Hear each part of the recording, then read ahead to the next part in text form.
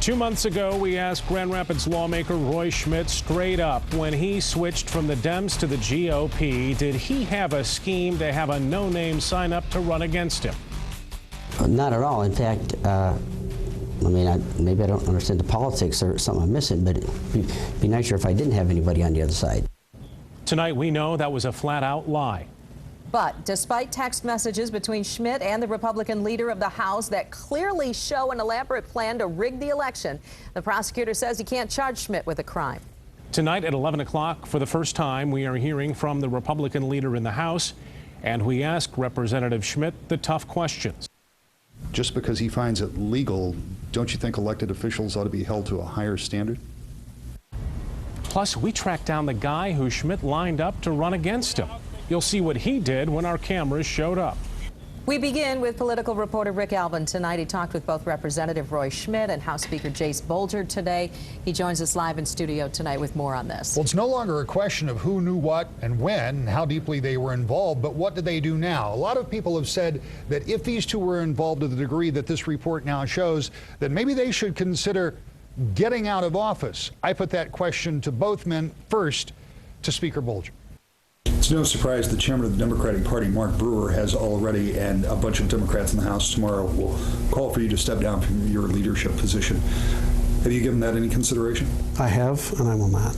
I don't take direction from any political boss, and I certainly won't to that one. I think we all need to return to the focus that we temporarily allowed ourselves to get distracted on. If mistakes were made in this process, who's most responsible for those mistakes? I think everybody involved needs to accept responsibility. I certainly do. I accept responsibility for working with Roy and becoming distracted by the politics instead of remaining focused on what the overwhelming majority of our conversations were. And that was why he was frustrated, why he was interested in leaving, and what he wanted to focus on. As for Representative Schmidt, he told me he too will stay in office and try to get re-election in a newly drawn district. We also talked to him about that just because it's legal question, too. The prosecutor says, although this scheme by Representative Schmidt and Speaker Bolger was clearly designed to undermine the election and to perpetrate a fraud on the electorate, it was nonetheless legal. Just because he finds it legal, don't you think elected officials ought to be held to a higher standard? Yes, we should be. But you know, I mean, everything that's in there, I appreciate what he says, and you know, maybe there's some other things I could have added. Again, I'm taking full responsibility for this, but again, I thought he was very fair, but at the end of the day, I made a poor political decision, and that's what I did. So Schmidt accepts responsibility, Bolger accepts responsibility, but that doesn't necessarily tell us where the fallout from all of this goes, because it's still more than 100 days before the general election. Rick, a lot's been revealed today. What's next? What do you think is going to happen next in this? First big interesting thing will be a rare session of the House tomorrow, summertime session. All the members will be back, will be there, because there'll be a lot to be said there. Democrats are trying to get a write-in candidate to run against Schmidt in November. I am told that an independent candidate will file sufficient signatures to also be on the ballot. That changes the complexion in November. And the final thing we'll be watching for to see how Democrats use that, not just in the 76th district, but across the state, by casting aspersions and asking questions about Republican leadership and should they remain in control of the House of Representatives. That could become a central theme in this election and for the control of the State House. So much for a quiet little House race. Yeah, absolutely. Yeah, you know, very often these things are quiet. They go under the radar. There are a bunch of primaries we're featuring, but this is still going to be the race that everybody's talking about. Absolutely. Rick, thank you. We want to turn now to the evidence that spells out the scheme and who was behind it, making sure that the plan stayed together until the moments before that filing deadline.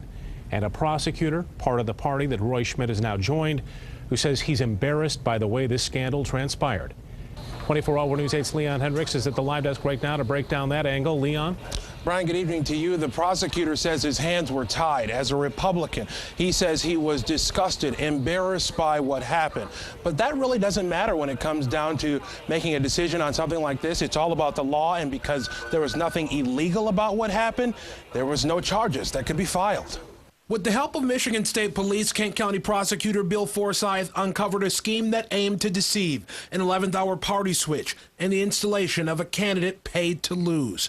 It was Roy Schmidt's son Ryan that found the man, a friend of his cousin's, a 22-year-old who knew nothing about politics but lured by the $450 offer. Matt Mojak's name was filed to be the Democratic candidate shortly after Schmidt made the switch.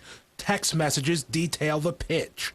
"Do you want to make some money?" the message from Ryan to Mojak said. "It's nothing illegal or anything you have to worry about getting in trouble for. Needs to be done by Tuesday, no later than 3 p.m. That was the day of the filing deadline. Once Mojak was in on the deal, he met with Representative Schmidt and his son here at the Secretary of State office in Centerpoint Mall. He needed to change his address to an address within the 76th district that he was running to represent. Representative Schmidt and Speaker Bolger exchanged several text messages on the matter. At one point, Schmidt wrote, "I am so nervous at this point, just want it to go perfect." The Speaker replied, "Me too. I don't like leaving anything to chance, thus my anxiousness to get this last piece wrapped up. All will then be perfect." But things unraveled quickly when the no-name candidate's information went public and a connection between he and Schmidt was established. Mojak withdrew from the election in spite of an offer from Schmidt to up the payoff to $1,000 to stay in the race. In the end, it was determined that Mojak was the only one who may have done something criminal by stating in filing documents that he'd lived in this house for years, when actually he hadn't. But the prosecutor said he wouldn't be charged, deciding that he'd been duped.